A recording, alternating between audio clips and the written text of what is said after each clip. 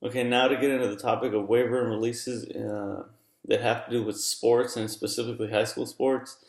Each participant must have a signed waiver prior to participating. So when we go to our cross country invitationals and track invitationals, it's assumed I'd say through CIF, through California Interscholastic Federation, that prior to signing up to the sport at your school that you've signed a waiver, and the district, well, your district is assuming responsibility.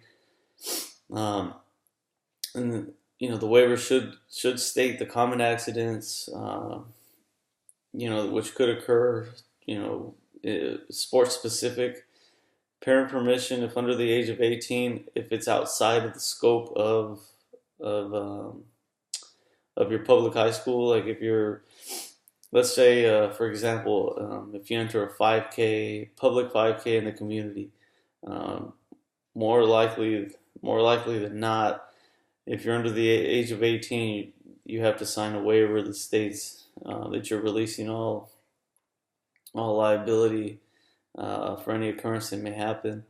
Uh, Parties must be listed on the waiver. So if you're the event coordinator, it must state there that you're protected. Obviously, the person signing the waiver is protected, and also there's a participant agreement and exchange of information. So be clear and be descriptive of the actual activity which is partaking. Recently we had an ACES program, which is like an after school program here in our valley. We hosted a track meet, but it was for another district, but we hosted it in our district.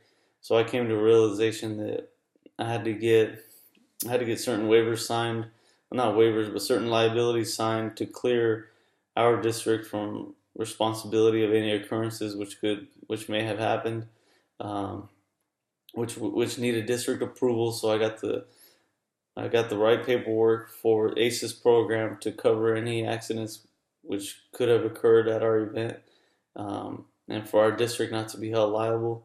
So, and lastly, let your staff know what the waiver is and the purpose.